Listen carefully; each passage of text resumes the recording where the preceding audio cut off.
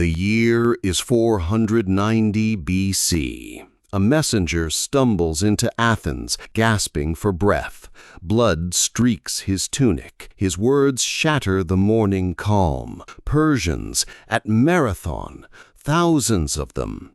The greatest empire on earth stands at your doorstep, and Athens has only hours to decide whether to fight or surrender. Everything you know, everything Greece will become, hangs in the balance of one impossible choice.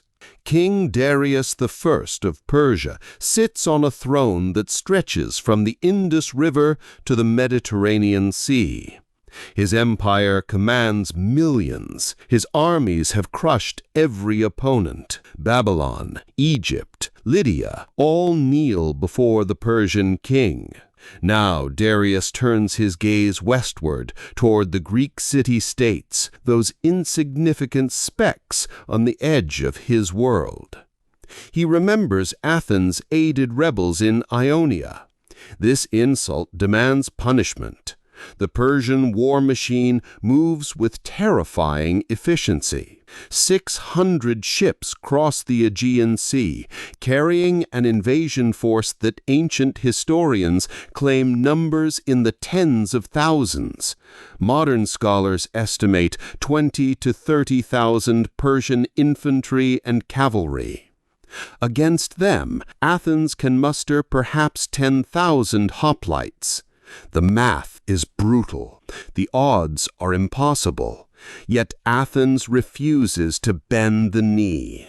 Marathon Bay lies 26 miles northeast of Athens. The Persians choose this location deliberately. The wide coastal plain offers perfect ground for their cavalry, the unstoppable Persian horsemen who have trampled armies across 3 continents. Here they will force the Greeks into open battle. Here they will demonstrate what happens to cities that defy the King of Kings. The beach fills with Persian warriors. Athens sends desperate pleas to Sparta, the only Greek power capable of matching Persian numbers. The Spartans agreed to help, but their religious calendar forbids military campaigns until the full moon. Mathematics becomes Athens' enemy. The moon will not be full for 6 more days. By then, Marathon will be a graveyard, and Persian ships will anchor in Athenian harbors. Athens stands alone. 10 Athenian generals debate in the shadow of approaching doom. 5 vote to wait behind Athens' walls. 5 vote to march and fight. The deciding voice belongs to Callimachus, the war archon. He listens to Miltiades, a general who knows Persian tactics from years of exile. Miltiades speaks with fire in his voice. If they hide, Athens dies slowly. If they fight, they might die gloriously. Callimachus casts his vote. The Athenian hoplites march through the night. 10,000 citizen soldiers, farmers, and merchants who left their plows and shops to defend their home. They wear bronze breastplates that weigh 60 pounds. Their shields, the hoplon, stretch 3 feet across. Each man carries an 8-foot spear. They are not professional warriors. They are Athenians who choose freedom over submission. They reach Marathon as dawn breaks. The armies face each other across the plain. Persian archers, the most feared in the ancient world, stand ready with composite bows that can pierce armor at 200 yards. Median and Scythian cavalry wait in reserve, ready to flank and destroy. Persian infantry, the immortals, form ranks in the center. Their discipline has conquered continents. Their numbers darken the field. They have never known defeat in open battle. The Greeks form their phalanx, that terrible wall of bronze and iron that defines Greek warfare. Shield overlaps shield, spear points thrust forward like a forest of bronze. Yet Miltiades recognizes the danger. The Persian center is too strong. A traditional formation will crumble. He makes a gamble that violates every rule of hoplite warfare. He weakens his center and strengthens his wings. Days pass in tense standoff. Neither side moves. The Persians wait for their cavalry to return from watering their horses. The Greeks wait for Spartan reinforcements that may never arrive. Miltiades watches and calculates. He knows the Persian cavalry has not yet returned to the field. This moment, this brief window, might be Athens' only chance. He gives the order nobody expects. Charge! The Greek line surges forward, not the measured advance of traditional hoplite warfare, but a full sprint across 1 mile of open ground. This is madness. Soldiers in 60 pounds of bronze do not run. But Miltiades understands what the Persians do not. Every second in range of Persian arrows means death. Speed is not recklessness. Speed is survival. The hoplites race toward their destiny. Persian archers loose their arrows. The sky darkens with thousands of shafts. Bronze points slam into shields, glance off helmets, find gaps in armor. Men fall. The line does not break. The Greeks cover the killing ground in minutes, not hours. Before the Persians can reload, before their cavalry returns, the bronze wall of the phalanx crashes into the Persian line like a wave breaking on rocks. The Persian center, stronger and deeper, begins to push the Greek middle backward. This is the moment of Miltiades' genius or his folly. The Athenian center bends. Persian warriors press their advantage, sensing victory within reach. They push deeper into the Greek formation, breaking cohesion, pursuing what they believe is a collapsing enemy. They do not see the trap closing around them. The strengthened Greek wings smash through the Persian flanks. Athenian hoplites drive their spears into lightly armored Persian soldiers. The 8-foot sarissa spear, wielded by men trained from childhood in the gymnasiums of Athens, becomes an instrument of devastation. Persian warriors, masters of archery and cavalry warfare, cannot match Greek infantry in close combat. The wings fold inward, the trap springs shut. The Persian army realizes too late what is happening. Their center, deep in the Greek formation, finds itself surrounded on 3 sides. The discipline that conquered empires fractures. Persian soldiers turn to flee. The retreat becomes a rout. Panic spreads through the ranks like fire through dry grass. The myth of Persian invincibility shatters on the plain of Marathon beneath Greek spears. The slaughter is terrible and complete. Persians run toward their ships, toward any escape from the bronze killing machine that pursues them. They splash into the surf, desperate to reach the boats anchored offshore.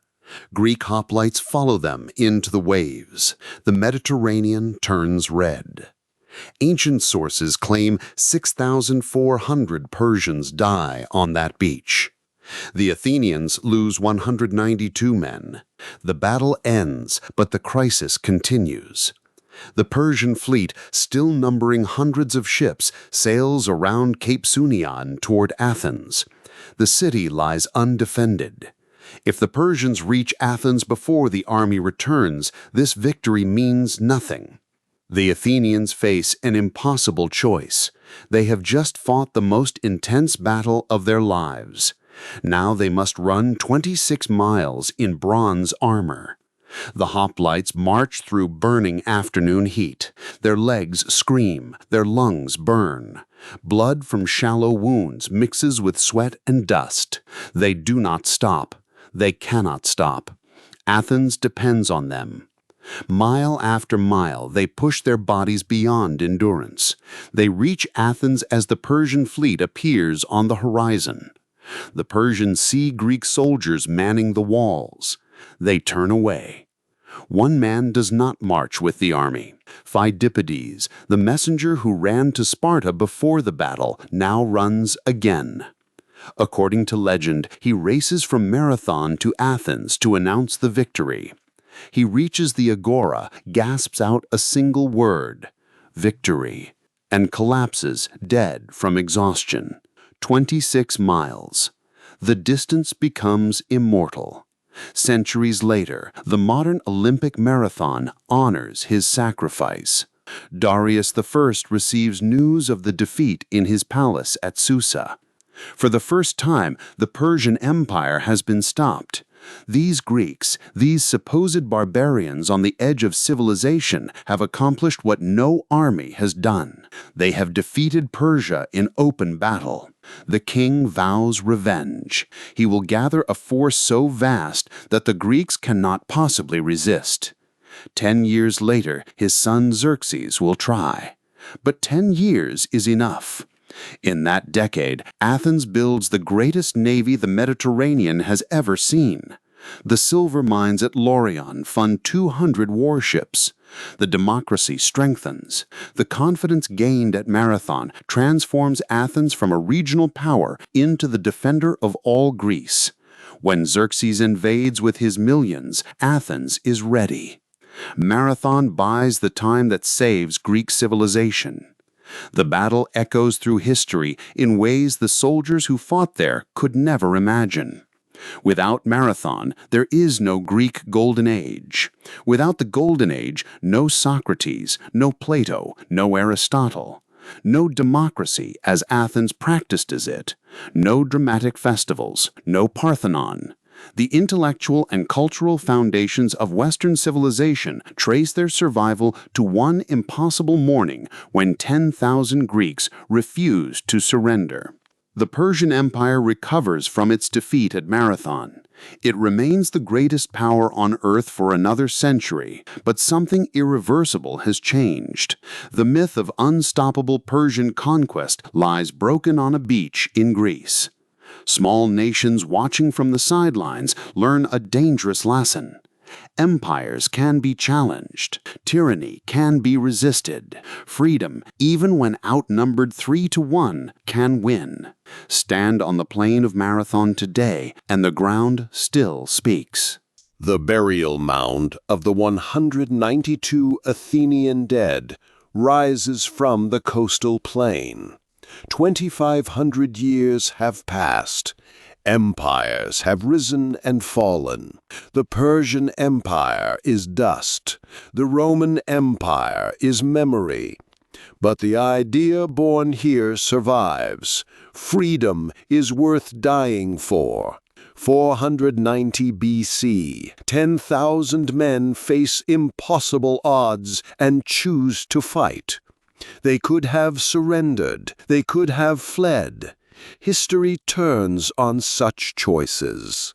In 6 hours of savage combat, a handful of Greek farmers and merchants defeat the greatest military machine on earth. They save Athens. They save Greece. They saved the future. That is Marathon. That is why we remember.